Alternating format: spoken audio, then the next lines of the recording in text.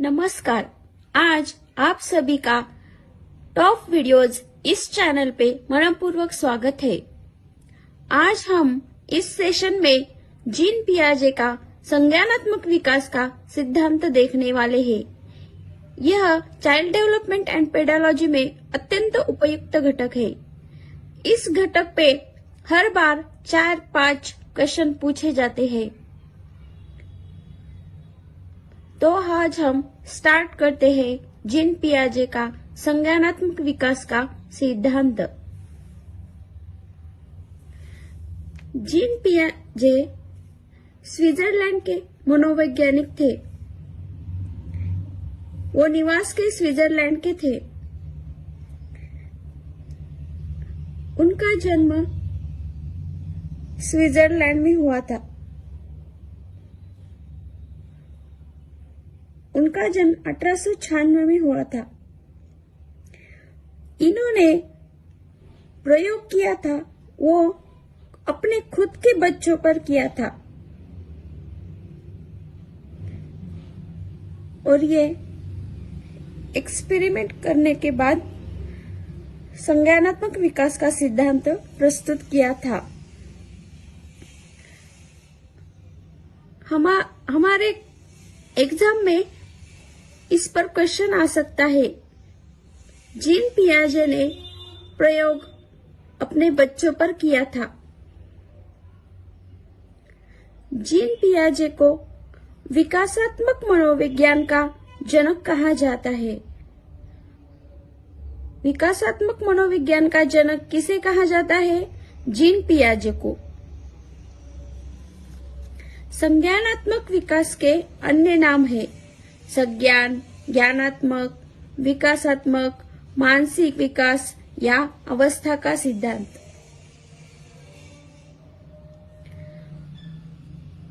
हमारे क्वेश्चन में इनमें से कौन सा भी नाम पूछा गया तो हमें जीन पियाजे का संज्ञानात्मक विकास का सिद्धांत ध्यान रखना चाहिए। पियाजे का मानना है कि जैसे ही दो बच्चों में जैविक परिपक्वता यानी कि बायोलॉजी की मैच्योरेशन आती है, वैसे वह दो वस्तुओं के बारे में अपने दिमाग में कंसेप्ट बना लेते हैं।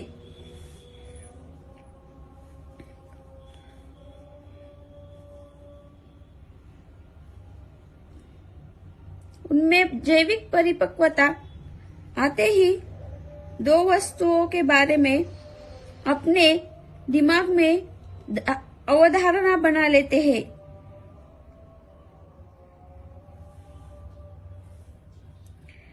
पियाजे के अकॉर्डिंग बच्चे सक्रिय ज्ञान निर्माता तथा नन्हे वैज्ञानिक है।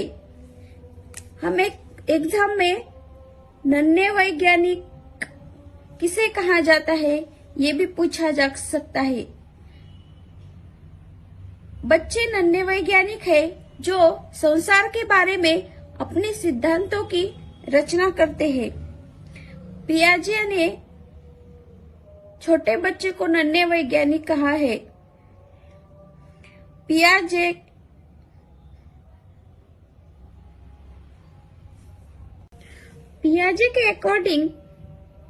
के अकॉर्डिंग बच्चों की थिंकिंग अडल्ट से प्रकार में अलग होती है, ना कि क्वांटिटी में।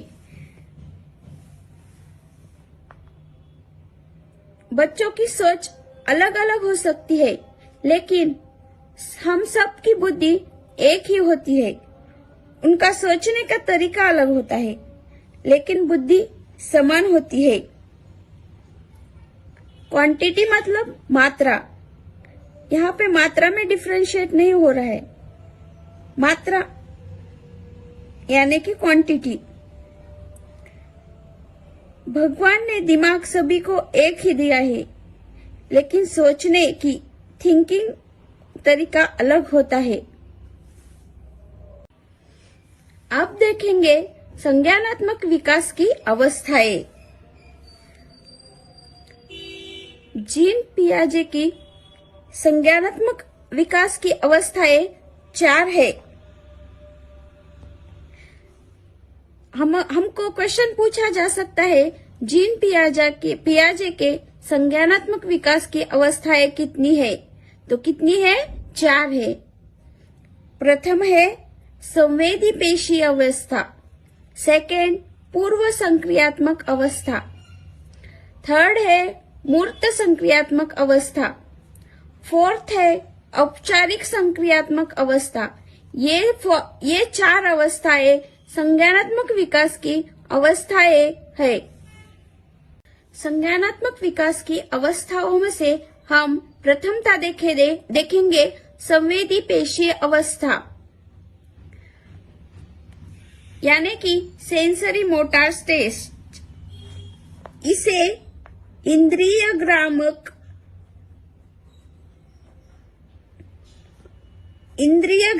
अवस्था भी कहा जाता है।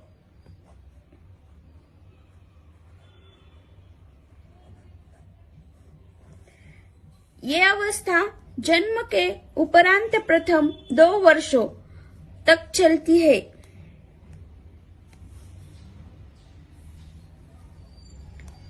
इस अवस्था में बच्चा अपनी ज्ञानेंद्रियों के माध्यम से सीखता है। हमारे ज्ञानेंद्रियों कौन से हैं? Nose, ear, tongue, hand and eyes. तो क्या ये इस अवस्था में बच्चा अपनी ज्ञानेंद्रियों के माध्यम से सीखता है। इसमें वस्तु स्थायित्व का विकास होता है, यानी कि ऑब्जेक्ट परमानेंस का गुण आ जाता है। यानी बच्चा अपने दिमाग में वस्तुओं की छाप बनाना शुरू कर देता है, जिससे वह छिपी हुई वस्तु को भी ढूंढ लेता है। जब हम कुछ छुपा लेते हैं तो वो ढूंढ लेता है। एग्जाम्पल, हम जब उसे खेलने का बॉल छुपा लेते हैं तो वो बॉल ढूंढ लेता है, क्योंकि उसे पता होता है कि बॉल कैसे होता है। वस्तु स्थायित्व का विकास संवेदी पेशीय अवस्था में होता है। इस पर क्वेश्चन आ सकता है। अब हम देखेंगे पूर्व संक्रियात्मक अवस्था,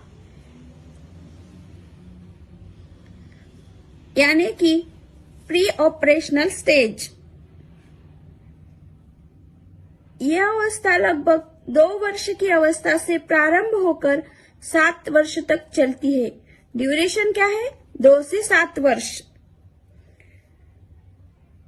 पूर्व क्रिया संक्रियात्मक, यानी कि यह क्रिया करने से पहले की अवस्था है।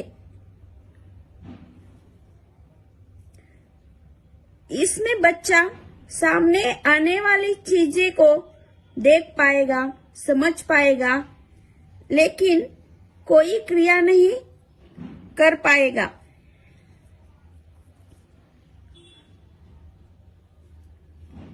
इस अवस्था में बच्चा प्रतीकों, सिंबल्स का यूज करने में निपुण हो जाता है।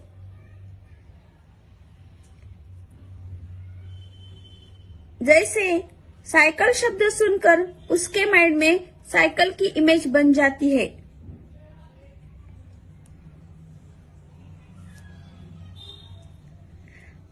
इस स्टेज में लक्ष्य निर्देशित व्यवहार, गोल डायरेक्टेड बिहेवियर भी क्षमता आ जाती है।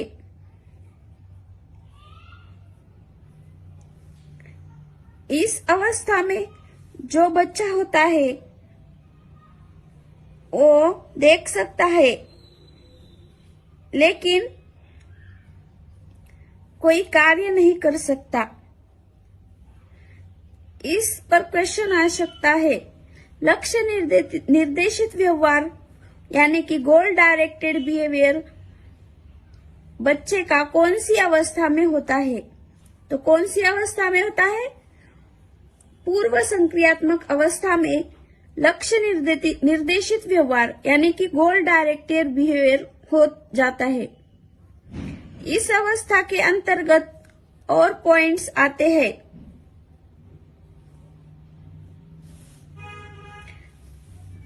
जीववाद, फर्स्ट है जीववाद यानी कि एनिमिज्म।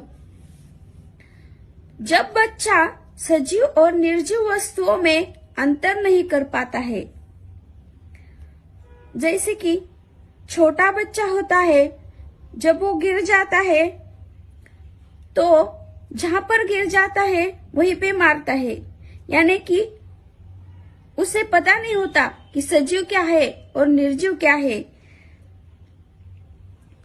उनमें जीववाद यानी कि वो सजीव और निर्जीव वस्तुओं में अंतर नहीं कर पाता है। नेक्स्ट है अपलटावी यानी कि इरिवर्सिबिलिटी। इसमें बच्चा वस्तुओं, संख्याओं, समस्या आदि को उलटना पलटना नहीं सीखता।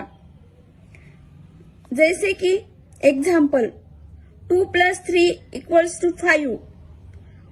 वो 2 और 3 का काउंटिंग कर सकेगा और 5 आंसर लिख सकेगा, लेकिन 3 + 2 = क्वेश्चन मार्क्स जब हम पूछेंगे तो उन्हें नहीं समझ आएगा कि इसका भी आंसर 5 है। वो फिर से 3 + 2 करेगा।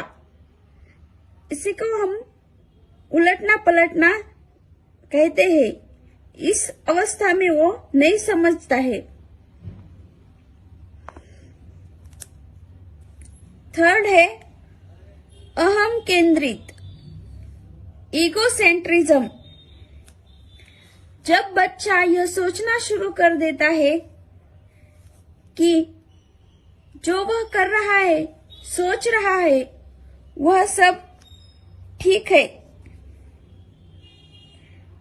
बाकी सब गलत है। फोर्थ है मुद्रा संप्रत्यय, दूरी, भार, ऊंचाई की योग्यता आदि के कंसेप्ट की कमी इसी अवस्था में होती है। ऊंचाई की डिफरेंशिएट नहीं कर सकते, मुद्रा संप्रत्यय नहीं समझ सकते, भार के कंसेप्ट नहीं समझ सकते हैं। इन सभी कंसेप्ट की कमी इस अवस्था में होती है।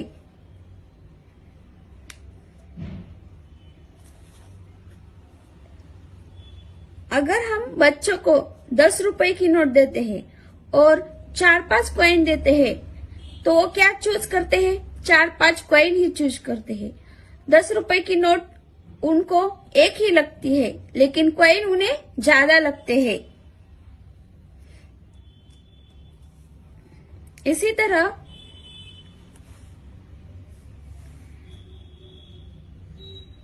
हमने एक वेट लिया है और वो 5 किलो का है,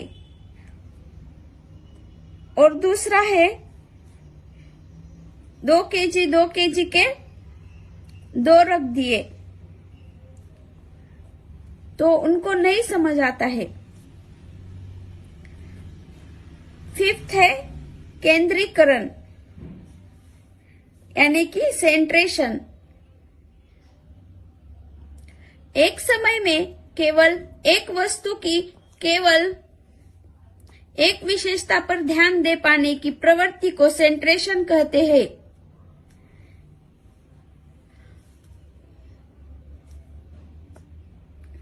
जब हम बच्चों को मोबाइल देखने को देते हैं तो उनको सिर्फ YouTube पे कार्टून देखना पता होता है, लेकिन उनके बाकी के यूज नहीं पता होते हैं।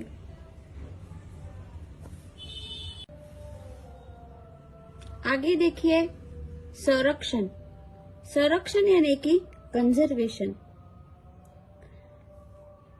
संरक्षण यानी कि इस स्टेज में बच्चा साइज या शेप में डिफरेंस या उनके चेंज में उनकी अवधारणा क्लियर नहीं होती। अगर किसी वस्तु के साइज या शेप में चेंज कर दे तो उसकी क्वांटिटी पर कोई प्रभाव नहीं पड़ता, लेकिन बच्चा इसको समझ नहीं पाता।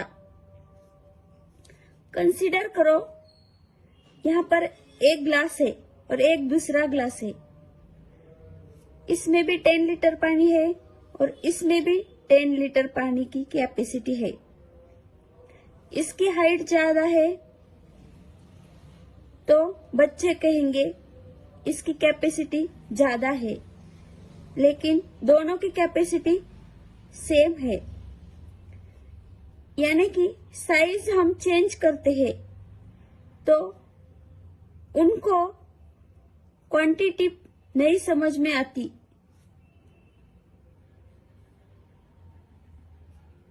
क्वांटिटी पे कोई प्रभाव नहीं पड़ता है। इस अवस्था में साइज या शेप में चेंज कर दे तो ये समझ में नहीं आता है। इस अवस्था में यानी कि 2 से 7 साल यानी कि पूर्व संक्रियात्मक अवस्था है। आगे क्या है? क्रमबद्धता। क्रमबद्धता यानी कि सीरिएशन। इसमें बच्चा वस्तुओं को उनके आकार या तथ्यों में रखना नहीं सीख पाता है। इसमें क्रमबद्धता नहीं सीख पाता। साइज के ऑब्जर्वेशन से हमें बड़ी छोटी छोटी ऐसा क्रम लगाना पड़ता है, लेकिन बड़े से छोटा करना ये क्रम बच्चों को समझ में नहीं आता। ऐसा जीन पियाजे ने इस अवस्था में प्रस्तुत किया है। इस अवस्था में बच्चों का क्रमबद्धता का विकास नहीं होता है। अब हम देखेंगे थर्ड, मूर्त संक्रियात्मक अवस्था यानी कि कॉन्क्रीट ऑपरेशनल स्टेज। यह अवस्था लगभग 7 से 11 वर्ष की आयु तक होती है। इसकी ड्यूरेशन है 7 से 11 साल। इस अवस्था में बच्चा सामने रखी हुई चीजों को देखकर ही कुछ कर सकता है या उन पर चिंतन करना शुरू कर देता है। इस अवस्था में वो मूर्त चिंतन करना सीख जाता है।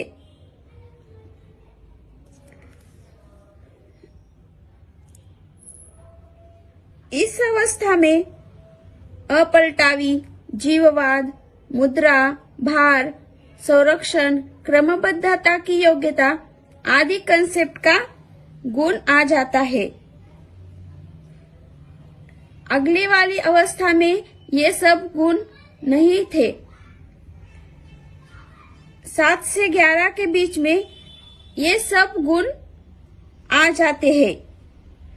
इन सभी गुणों का विकास हो जाता है।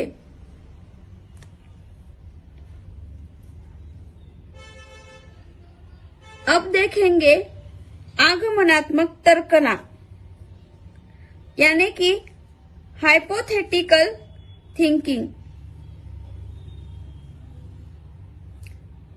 ये भी इसी अवस्था में आ जाता है, यानी जब बच्चा उदाहरण के ऊपर आधारित होकर तर्क करने लगता है। एग्जाम्पल, जब हम पेड़ के ऊपर उनको सब जानकारी दे देते हैं और उन्हें पूछते हैं पेड़ जरूरी है या नहीं हमारे लिए, तो बच्चा आंसर देता है पेड़ से हमें ऑक्सीजन मिलती है। इससे यह बच्चा उदाहरण के ऊपर आधारित होकर तर्क करने लगता है। लास्ट स्टेज है औपचारिक संक्रियात्मक अवस्था, यानी कि फॉर्मल ऑपरेशनल स्टेज। संज्ञानात्मक विकास की अंतिम अवस्था है। यह अवस्था लगभग 11 वर्ष से 15 वर्ष तक आयु तक चलती है। इसकी ड्यूरेशन है 11 से 15 साल तक। यह संज्ञान की सर्वोच्च अवस्था है। इस पर क्वेश्चन पूछा जा सकता है।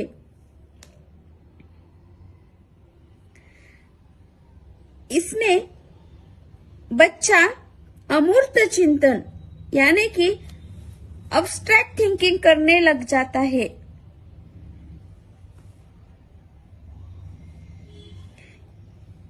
भाषा संबंधी योग्यता तथा संप्रेषणशीलता का विकास होता है। इसलिए इसे संज्ञान की सर्वोच्च अवस्था कहा जाता है। अच्छी तरह से सोचने, समस्या समाधान करने एवं निर्णय लेने की क्षमता का विकास हो जाता है।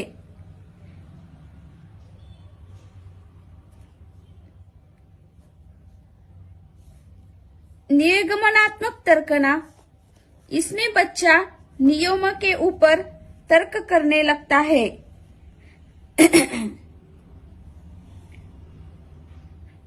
इसमें बच्चा नियम पर तर्क करने लगता है।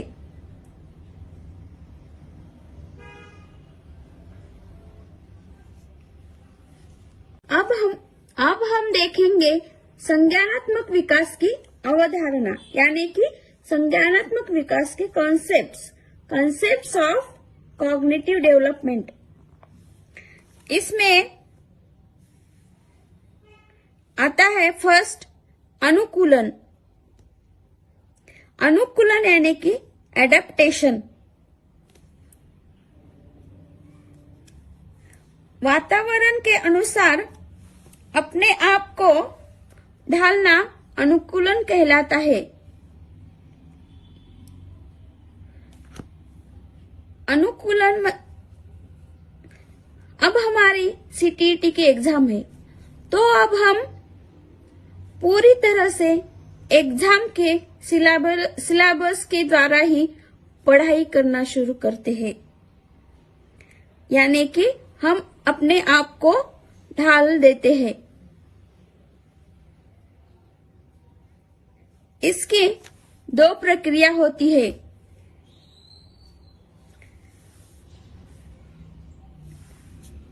एक है आत्मसातकरण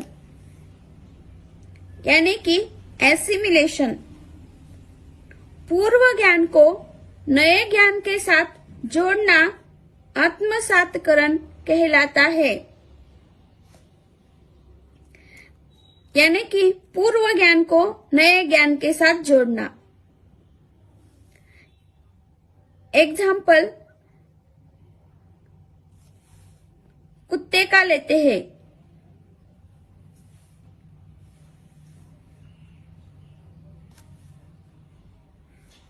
बच्चों को पता होता है कि कुत्ता भौंकता है, उसके 4 पांव होते हैं।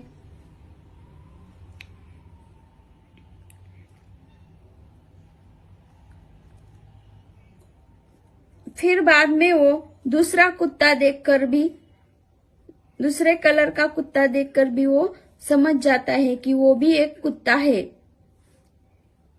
यानी कि उसके भी 4 पांव है, वो भी भौंकता है, एक पूंछ है।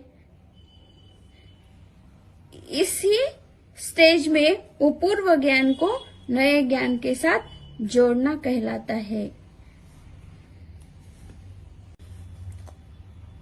अगली प्रक्रिया है समायोजन यानी कि अकोमोडेशन। पूर्व ज्ञान में परिवर्तन करके वातावरण के साथ तालमेल बिठाना समायोजन कहलाता है। इसमें क्या होता है, पूर्व ज्ञान में परिवर्तन करके वातावरण में तालमेल बिठाया जाता है, यानी कि अकोमोडेशन कहलाता है। सपोज पहले बच्चे को कुत्ते वाली सब बातें पता होती है। उसके 4 पैर है, वो भौंकता है, एक पूंछ है।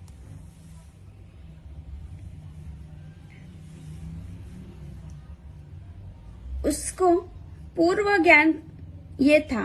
तो इसमें परिवर्तन करके वातावरण के साथ, यानी कि जब वो घूमता है वहां यहाँ वहां, उससे बिल्ली दिखती है तो वो समझता है कि वो भी एक अलग जानवर है। जो बिल्ली म्याऊ म्याऊ करती है, 4 पांव है, तो उसे वो बिल्ली कहलाता।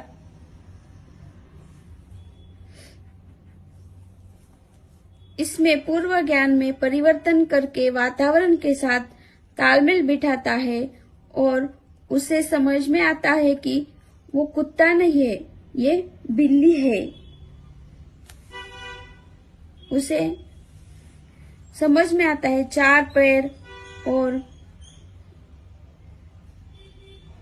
पूंछ वाली और भी कुछ जानवर है।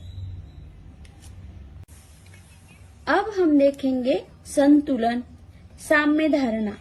संतुलन यानी कि इक्विलिब्रिएशन। इक्विलिब्रिएशन किसे कहते हैं? जो अनुकूलन की 2 प्रक्रिया थी, आत्मसातकरण और समायोजन। आत्मसातकरण और समायोजन की प्रक्रिया के बीच संतुलन बनाए रखता है, यानी कि बैलेंस कायम रखता है, तो हम इसे संतुलन कहलाते हैं। इसके बीच आत्मसातकरण और समायोजन की प्रक्रिया के बीच संतुलन कायम रखता है। अब नेक्स्ट स्कीमा। यहाँ पर बहुत बार क्वेश्चन पूछे हैं। मानव के दिमाग में जो चीजें पहले से स्टोर होती है, वह उनका प्रयोग करके किसी विषय के प्रति एक धारणा बनाता है, तो इसे स्कीमा कहते हैं। यानी कि जो भी हमारे पूर्व ज्ञान होता है, उसके ऊपर हम धारणा बनाता है। उस पूर्व ज्ञान के आधार पर प्रयोग करके पहले से स्टोर होती है, उन पर प्रयोग करके किसी विषय के प्रति एक धारणा बनाते हैं। मानव शिशु में स्कीमा प्रवृत्ति और प्रतिक्रिया जन्मजात होती है।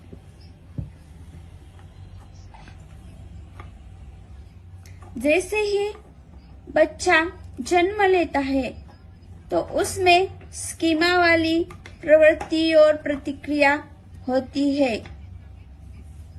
Next, organisation. ऑर्गेनाइज करना यानी कि संगठन कहते हैं। पियाजे के सिद्धांत में संज्ञानात्मक प्रणाली के लिए स्कीमाओं को पुनर्व्यवस्थित करना, उन्हें स्कीमाओं जोड़ने को संगठन कहा जाता है।